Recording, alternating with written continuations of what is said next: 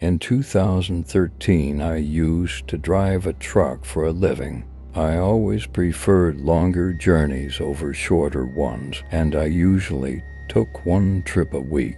That one trip was enough to earn me enough money to last the entire week. I remember one particular trip from that year. Very vividly, a man approached me and said, "We just bought a bungalow in Murray. All you need to do is load our furniture and deliver it there." This family lived in Islamabad and had purchased the bungalow in Murray, a beautiful mountain area where people often go to spend their holidays. They had bought the bungalow specifically for this purpose, as a holiday home, and had also acquired a lot of furniture for it. I agreed to the job and set out on the journey. The man told me if you reach there after dark, you can stay the night at the bungalow. Murray is known for its steep winding roads, and I knew the journey couldn't be easy, especially with the truck fully loaded. The roads were in poor condition, which mean I had to drive slowly and carefully. The steep inches make me it even more challenging, but after about 4 or 5 hours, I finally near the location that they had given me. However, the address was not in the main Murray area. It was farther away in more remote and barren location. The bungalow was first on a hillside, a bit isolated from everything. When I arrived, it was already night time.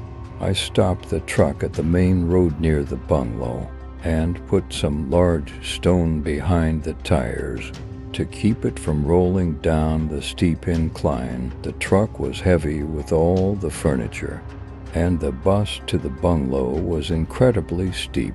I also pulled the handbrake firmly. Before stepping out, the night was quite eerie, quite with the only sounds being the chirping of insects. In the nearby forest, I had been told the laborers would arrive in the morning to help unload the furniture, and my job was simply to deliver it and spend the night.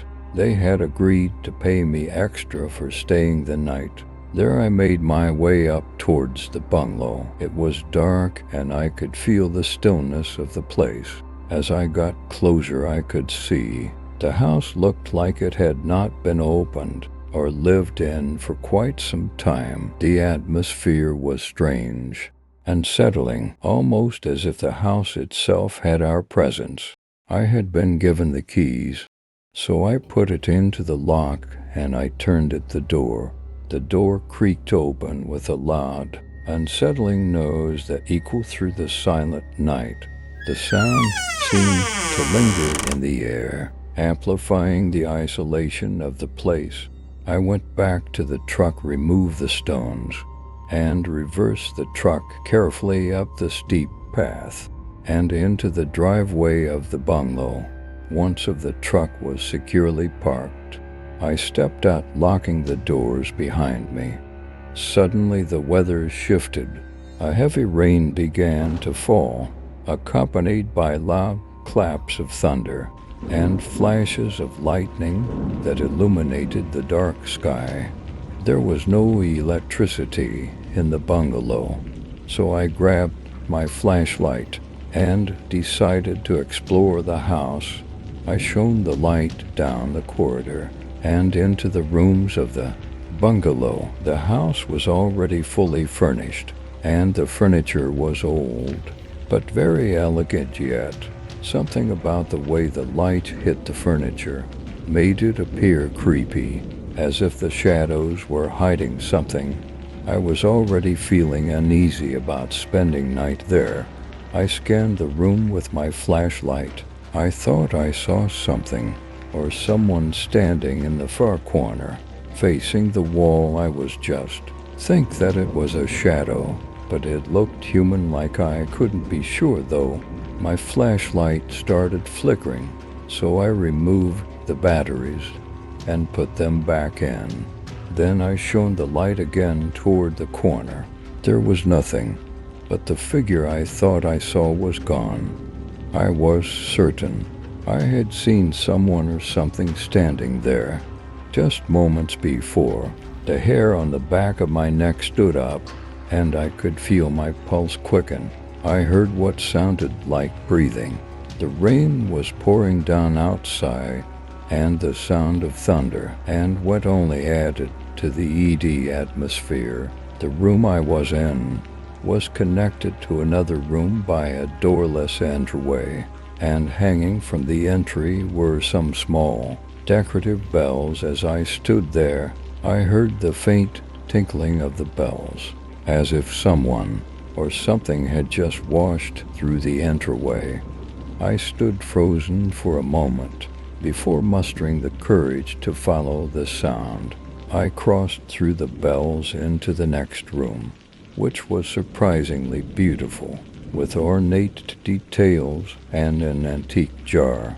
My fear battled with my curiosity. As I explored the room, there was a small storeroom adjacent to it, and I felt compelled to check it out. Just as I was about to step inside, I heard a sudden loud noise, like someone banging on an tin box. My heart raced and I froze in place. Unsure of what to do, I couldn't shake the feelings that something was terribly wrong. I slowly entered the storage room to see where the sound was coming from. As I stepped inside, I saw a stick to fall to the floor. My heart nearly stopped. What was that? How did it fall? It was as though someone or something had dropped it intentionally to scare me. Suddenly a cold breeze soothed across my face, killing me to the bone. It felt like it passed right through me. Then out of the corner of my eye, I saw what it looked like, a fog or mist moving across the room, and before I knew it, it vanished.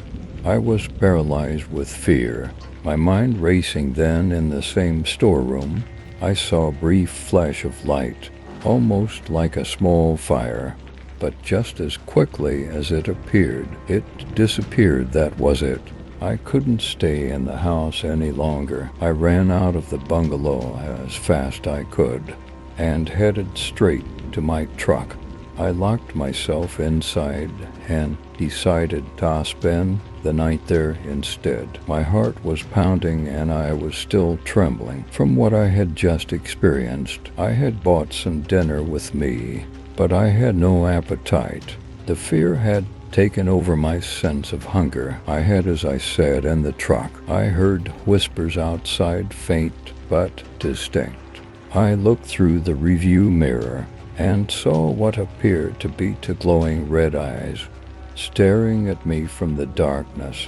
I panicked, jumped out of the truck, and ran through the rain, not getting where it was headed. After what felt like an entity, I spotted a small cottage about a kilometer away. I knocked on the door, desperate for shelter. An old man opened the door, and I quickly told him the whole story. He listened intently, and after hearing what I had been through, he kindly offered me a place to stay. He gave me dry clothes and let me lay down on bed, but I couldn't sleep.